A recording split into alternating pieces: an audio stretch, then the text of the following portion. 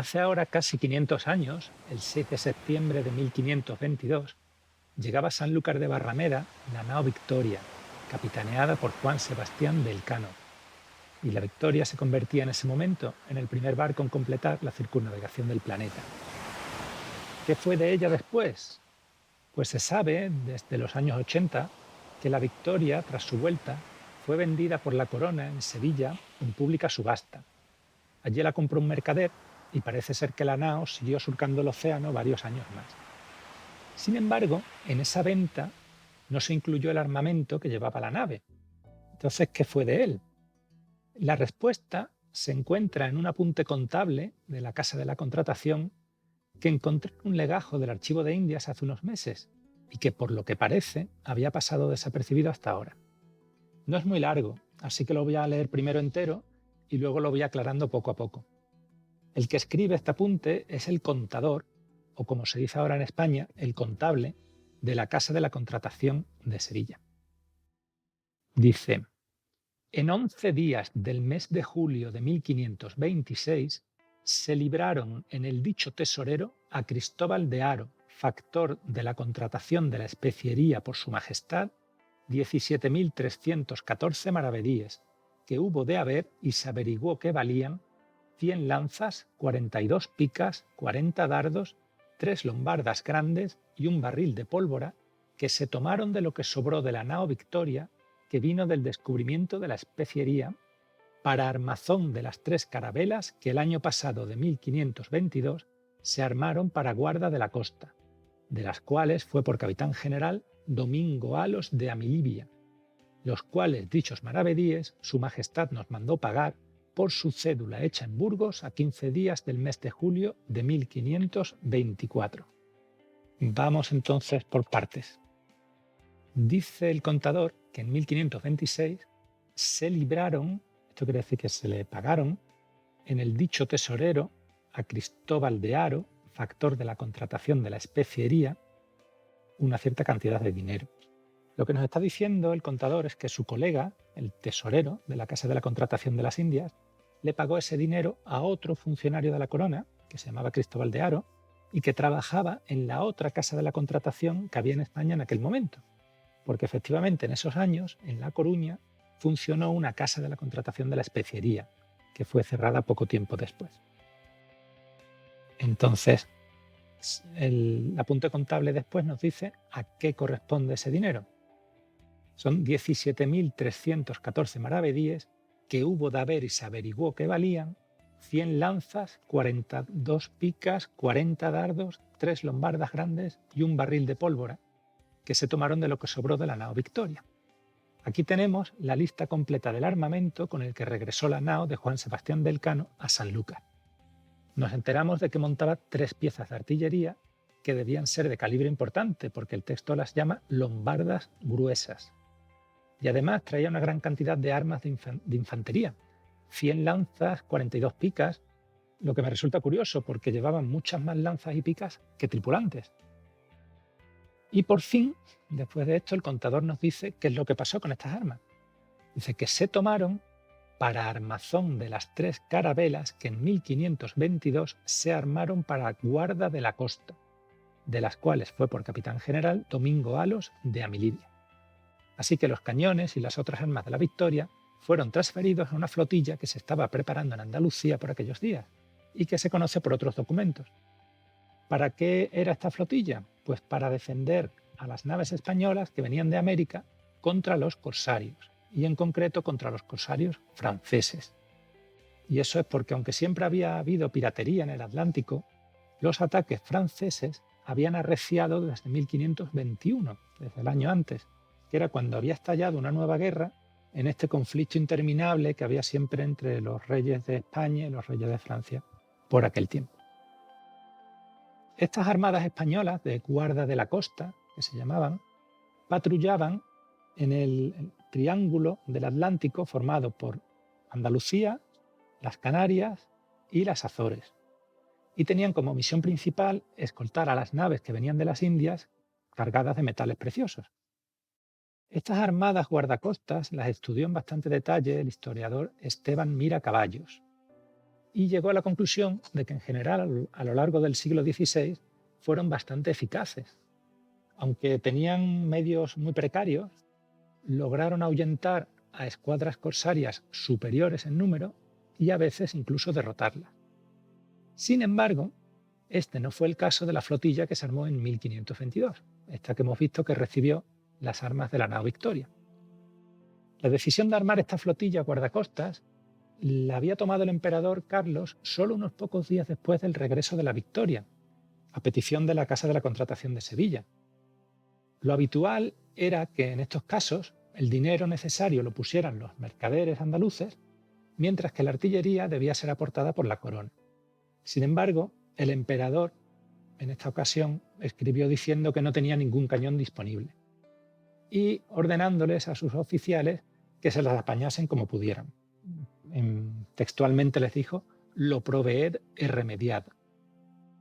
Entonces, por ejemplo, les sugería que les pidieran prestados cañones a los nobles de Andalucía, al duque de Medina Sidonia y a otros aristócratas que tenían su propia artillería.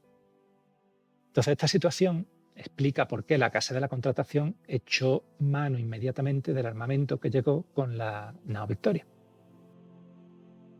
En noviembre de ese año, de 1522, o sea, 2 meses después de la llegada de la nao Victoria, se tuvo noticia en Andalucía de que Hernán Cortés había enviado un gran tesoro desde México, pero que las 2 naves que lo traían se habían refugiado en una de las islas Azores. Este tesoro era el botín de la conquista de Tenochtitlán, la actual Ciudad de México, que incluía el legendario tesoro de Moctezuma. La corona ordenó que acudieran a las Azores a recoger estas riquezas pues las naves de la Armada Guardacostas que se estaba armando en Sevilla, que ya contaba con 3 carabelas y que se puso al mando de Domingo Alos de Amilibia. No sé en qué fecha partió la Armada exactamente, pero tuvo que ser antes del 23 de febrero de 1523, porque ese día el contador de la casa escribió a la corte informando de que las carabelas de Amilibia ya iban de camino para las Azores y que en Sevilla estaban armando otros 2 navíos de mucho mayor tonelaje para que fuesen también a las Azores y viniesen juntos con las 3 carabelas. El 15 de mayo, unos 3 meses después, llegó la flotilla de Amilibia a las Azores. Allí se encontraron con los capitanes de las 2 naves enviadas por Cortés, que se llamaban Antonio de Quiñones y Alonso Dávila. Estas naves debían estar hechas polvo porque en vez de navegar los 5 barcos juntos, se decidió transferir el tesoro y la gente de esas carabelas a las 3 carabelas de Amilibia y que navegaran a Sevilla solo ellas.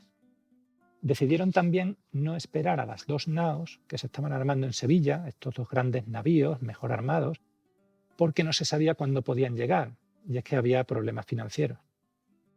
Así que, con todo el mundo a bordo, las 3 carabelas de Amilibia pusieron rumbo a la península ibérica. En concreto, se dirigieron a las costas de Portugal porque pensaban que allí estarían más seguros. Pero al anochecer del 28 de mayo, cerca del cabo de San Vicente, que es el pico del sudoeste de la península ibérica, para el que no lo conozca, una escuadra de 6 naves corsarias interceptó a los españoles. Eran franceses y los mandaba Jean Fleury, de la ciudad de Dieppe, en Normandía. El capitán Amilibia, a pesar de la inferioridad manifiesta de 6 contra 3, decidió presentar combate. Los franceses atacaron y lograron capturar 2 de las 3 naves españolas. Hubo muchos muertos, entre ellos Antonio de Quiñones, el enviado de Cortés.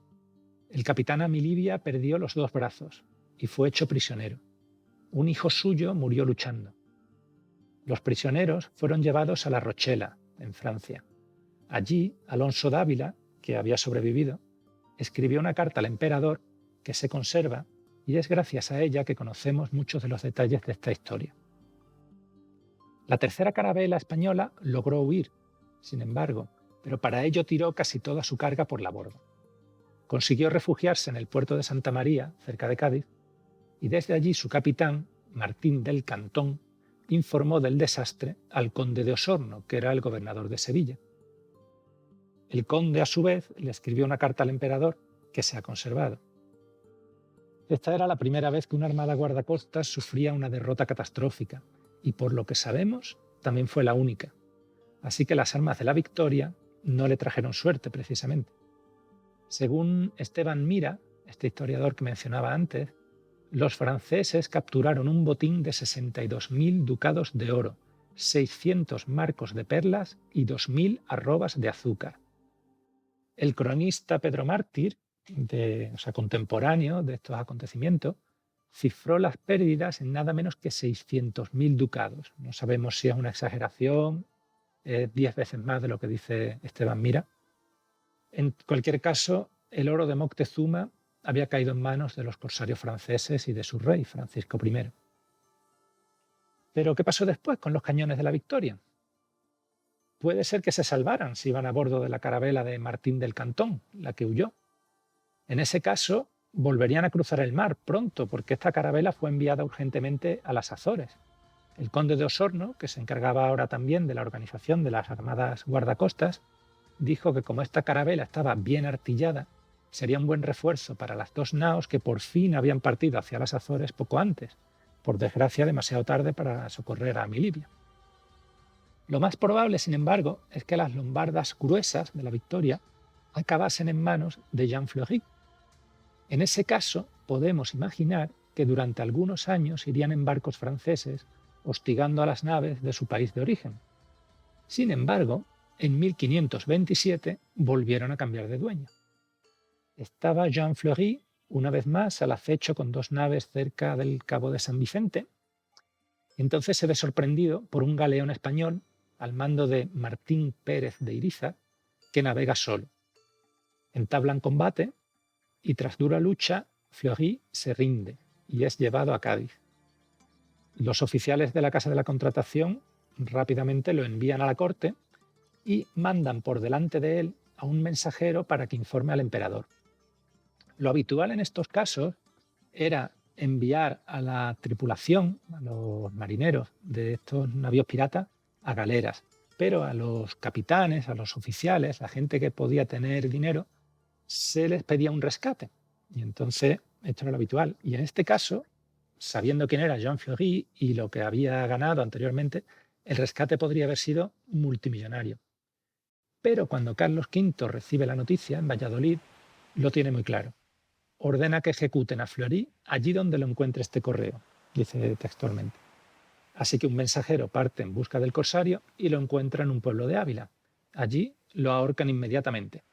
Y así termina sus días el pirata que robó el tesoro de Hernán Cortés y que sin saberlo se enfrentó a los cañones que habían sido los primeros en dar la vuelta al mundo.